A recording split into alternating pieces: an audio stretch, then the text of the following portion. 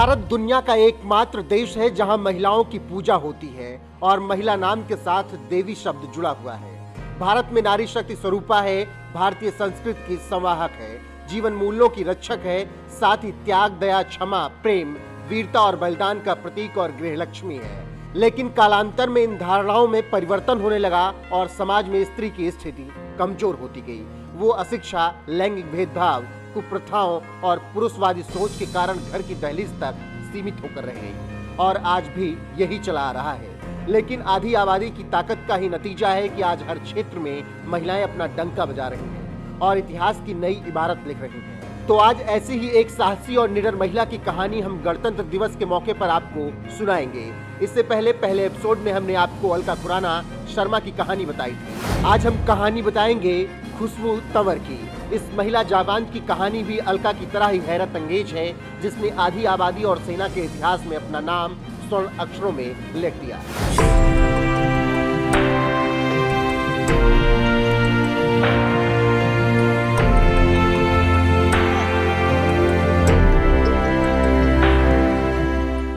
नाम मेजर खुशबू कंवर। खुशबू कंवर का जन्म जयपुर के शेखावत परिवार में हुआ। खुशबू की शादी राहुल मेजर तंवर से हुई। खुशबू का रुझान शुरुआत से ही सेना की तरफ था।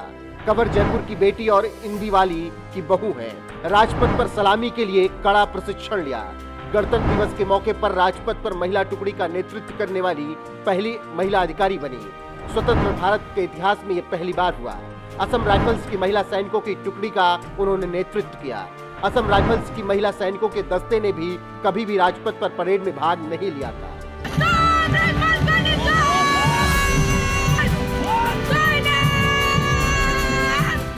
अब इस जानकारी से आप समझ गए होंगे कि खुशबू कौन है।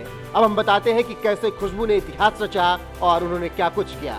इतिहास में दर्ज खुशबू के नाम है 70वें गणतंत्र दिवस पर दिल्ली के राजपथ पर पहली परेड का नेतृत्व करना। खुशबू तंवर असम राइफल्स के महिला सैनिकों के दस्ते के साथ नजर आई। खुशबू ने उस वक्त मीडिया से बात करते हुए कहा था कि राजपथ पर राष्ट्रपति को सलामी देना मेरे लिए गर्व की बात है। असम राइफल्स के महिला दस्ते का नेतृत्व करना भी गौरवान्वित करने वाला है। ये मेरे लिए बहुत बड़ा दिन और बड़ा मौका और सम्मान है। इसके लिए मैं तहे दिल से शुक्रिया अदा करती हूँ। मैं बेहद गौरवान्वित महसूस कर रही हूँ। ना केवल मैं बल्कि मेरा पूरा जो ऑल वुमेन कंटिंजेंट है, जो महिला कंटिंजेंट था, उन सभी में आज एक गर्व की भावना है कि उन्होंने इतिहास में, असम राइफल के इतिहास में अपना नाम दर्ज किया है। पहली बार जो कि भारत की सबसे पुरानी पैरामिलिट्री फोर्स है, उसमें महिला कंटिंजेंट फील्ड किया गया। असम राइफल के इतिहास में पहली महिला कंटिंजेंट कमांडर बनी।